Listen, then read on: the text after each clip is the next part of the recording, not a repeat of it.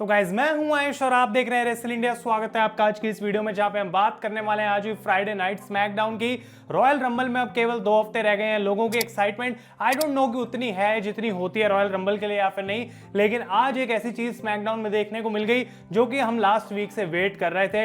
Roman Reigns और Seth Rollins आए face to face. उनका मैच होने वाला यूनिवर्सल चैंपियनशिप के लिए मेन इवेंट में वही सेगमेंट हमें देखने को मिली। तो क्या हुआ रोमन और सेथ के बीच में, उसके बारे में हम बात करेंगे। लेकिन ओवरऑल मैं बोलना चाहता हूं आज स्मैकडाउन का शो मुझे काफी अच्छा पेस्ड आउट लगा।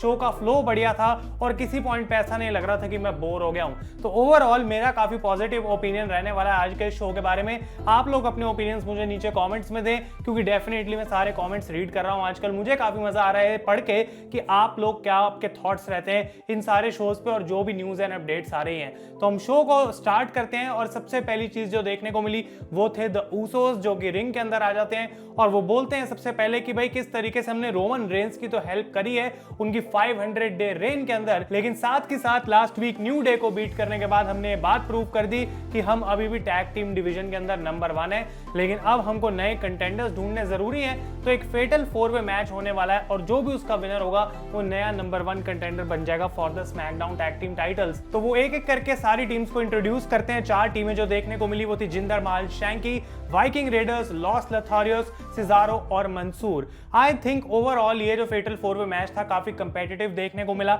जिंदर महल और शैंकी का कोई भी ऐसा पॉइंट नहीं था जहां पे वो लग रहे थे कि मैच जीत सकते हैं। बाकी टीम्स को काफी अच्छी मोमेंट्स दी गई, लेकिन एट द एंड गाइस यहां पे हमें देखने को मिलता है कि वाइकिंग रेडर्स इस मैच को जीत चुके हैं और वो नंबर 1 कंटेंडर्स बन गए हैं। मुझे अच्छा लगा देख के कि WWE किसी नई टीम को फाइनली मौका दे रही है और अगर ये match royal rumble pay per view में करा जाता है तो शायद कुछ बढ़िया होगा। लेकिन अगर मैं जनरली बात करूं तो वाइकिंग रेडर्स के साथ पीछे कुछ इतना खास हुआ नहीं कि ऊसोस के लिए वो बहुत स्ट्रॉन्ग कंटेंडर्स लगे। आई थिंक थोड़े वीक वो कंटेंडर्स हैं, लेकिन नई टीम को मौका दिया जा रहा है वो अपने आप में एक ठीक बात है। तो ऊसोस वर्सेस वाइकिंग रेडर्स का जो मैच है वो डाउन द लाइन हमें देखने को मिलेगा।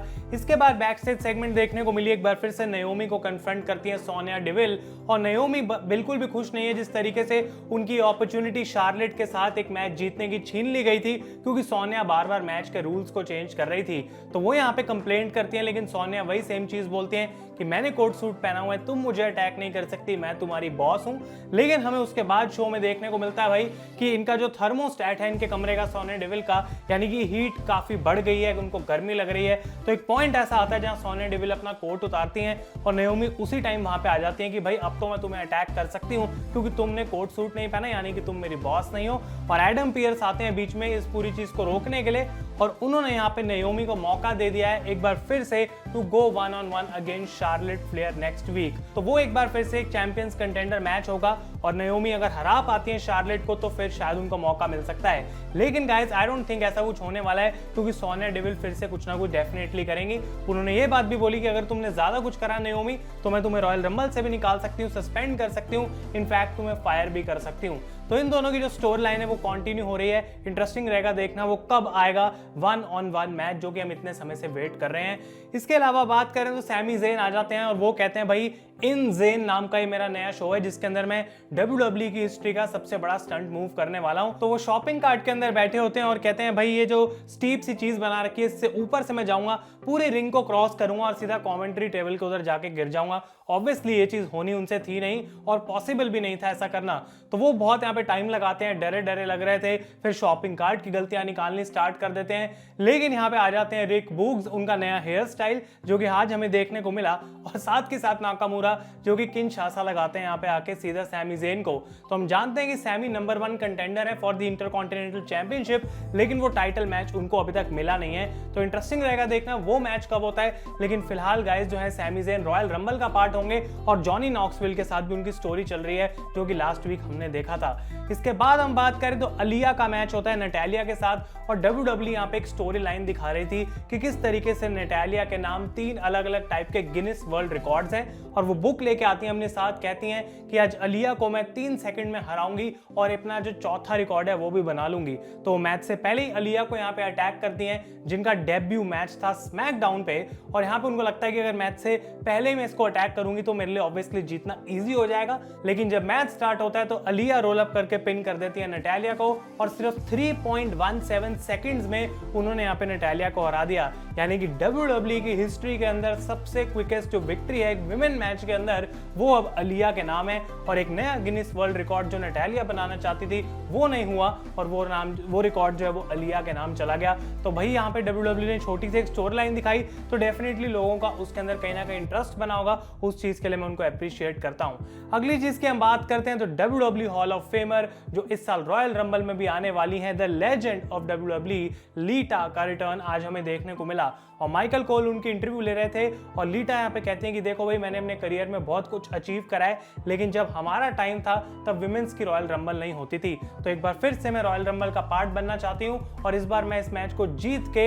एक और रन अपनी करना चाहूंगी as the champion in WWE और मैं मेन इवेंट करना चाहती हूँ रेसलमेनिया को। तो शार्लेट फ्लेयर आती हैं बाहर और वो माइकल कोल को कहते हैं कि अब मैं लीटा की इंटरव्यू को कंटिन्यू करूंगी और वो यहाँ पे लीटा से बोलती हैं कि भाई देखो मैं भी इस बार रॉयल रंबल का पार्ट होंगी, मैं उस मैच को जीतूंगी, तुम्हें भी बाहर फेंकूंगी और उसके बाद मैं अपना अपोनेंट चुनूंगी यहाँ पर कि कौन मेरे साथ मेन इवेंट कर सकता है रेसलमेनिया को। और वो यहाँ पे लीटा को डिसरिस्पेक्ट करके बोलते हैं कि कैसे मैं तुमको कभी नहीं चुनूंगी। तो यहाँ पे लीटा को ऑब्वियसली ये बात पसंद नहीं आई लेकिन ऐसा लग रहा था कि वो काफी मूड में है तो पहले थप्पड़ लगाते हैं शार्लेट को, लेकिन वो आई थिंक या तो पूरे तरीके से बॉच था या फिर लीटा सिर्फ यहाँ पे डराना चाहती थी शार्लेट को। तो डेफिनेटली शार्लेट डरती हैं और उसके बाद लीटा उनको यहाँ पे ट्विस्ट ऑफ फेट लगा देती हैं। तो क्लियरली ये एक नॉस्टैल्जिक मोमेंट थी रेसलिंग फैंस के लिए लीटा को वापस देखना और अगर वो कहती हैं कि भाई एक रन मेरे अंदर और बची है यानी कि मैं एक बार फिर से स्मैकडाउन की विमेंस चैंपियन बन सकती हूँ, क्या आप लोग वो एक्चुअली में देखना चाहेंगे क्या WWE ये चीज सच में कर भी सकती है? क्या कोई भी चांस है कि लीटा एक्चुअली में इस साल रॉयल रंबल जीत जाए?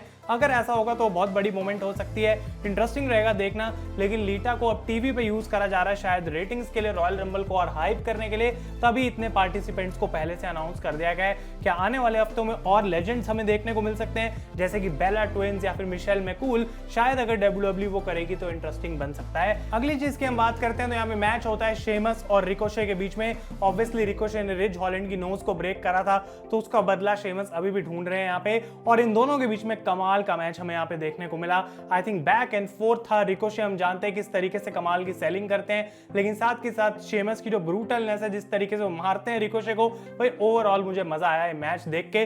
काफी क्लोज आ गए थे रिकोशे इस मैच को जीतने के लिए लेकिन वो एक स्प्रिंग बोर्ड मूव करने की कोशिश करते हैं रोप्स के थ्रू, लेकिन यहाँ पे शेमस उनको मिड एयर एक ब्रोक किक लगा के पिन कर देते हैं। तो बहुत कूल एंडिंग थी इस मैच की और शेमस भी हम जानते हैं रॉयल रंबल का पार्ट होगा, उनको भी काफी फेवरेट की तरह पिच करा जा रहा है। आई डोंट थिंक वो मैच को जीतेंगे लेकिन डेफिनेटली गाइस काफी स्ट्रॉन्ग आज उनकी बुकिंग थी। और इसके बाद हमें एक और मैच देखने को मिला। कोफी किंगस्टन आते हैं रिंग के अंदर और वो अनाउंस करते हैं कि जेवियर वुड्स को एक काफ इंजरी हो गई है जिसकी वजह से वो रॉयल रंबल में कंपीट नहीं कर पाएंगे, लेकिन क्योंकि किंग की रॉयल्टी रॉयल रंबल में आनी चाहिए तो उनकी जगह लेने वाले हैं कोफी किंगस्टन और अब वो रॉयल रंबल का पार्ट होंगे। लेकिन बाहर आ जाते हैं मैडकैप मॉस और हैप्पी कॉर्बिन। मैडकैप मॉस और कोफी किंगस्टन का यहाँ पे मैच देखने को मिला जिसमें कुछ खास था नहीं। कोफी को अपनी मोमेंट मिलती है जहां पे वो ट्रबल इन पैराडाइज लगाने की कोशिश करते हैं बट मैडकैप मॉस रिवर्स करते हैं, अपना फिनिशर लगाते हैं और इस मैच को जीत जाते हैं। कोफी को उन्होंने हरा दिया है। तो मैडकैप मॉस की भी जो बुकिंग है वो पिछले कुछ समय से स्ट्रॉन्ग चल रही है, आज उनको यहाँ पे एक और विक्ट्री दी गई।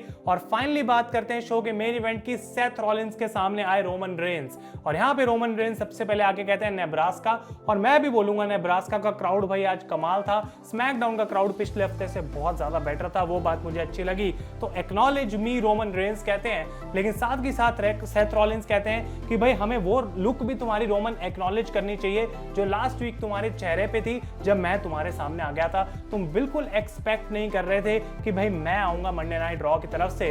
तो यहाँ पे रोमन रेंस कहते हैं कि भाई देखो मैं इस समय गॉड मोड में हूं, मेरा जो कंपटीशन है वो बिल्कुल अलग है, तुम जितनी मर्जी पास्ट की बात कर लो अब वो चीजें बिल्कुल ट्रू नहीं है। और रोमन रेंस कहते हैं कि अगर मंडे नाइट रॉ से मुझे किसी एक को पिक करना होता तो वो तुम नहीं होते, क्योंकि आई डोंट थिंक तुम बढ़िया हो। वो कहते हैं तुम एक क्लाउन की तरह दिखते हो, क्लाउन की तरह बोलते हो, तो तुम बेसिकली एक क्लाउन हो। और अगर मुझे तुम्हारे घर में से भी किसी को एक चुनना होता तो मैं तुम्हें नहीं बल्कि तुम्हारी वाइफ को चुनता टू मेन इवेंट अ पे पर व्यू। तो सेथ रॉलिंस को डेफिनेटली ये बात अच्छी नहीं लगी थी, लेकिन उनकी तरफ से भी आज प्रोमो में कुछ स्ट्रॉन्ग लाइंस हमें सुनने को मिली, जहां पे वो रोमन रेंस को कहते हैं कि देखो रोमन, तुम्हारे और मेरे में फर्क ये है कि तुमने अपनी इतनी लंबी रेन तो कर दी, लेकिन सच बताओ क्या तुमने वो खुद से किया है? तुम्हें हर समय किसी ना किसी की हेल्प की जरूरत थी, लेकिन अगर तुम मुझे देखो तो मैं अपने आप पे हूं।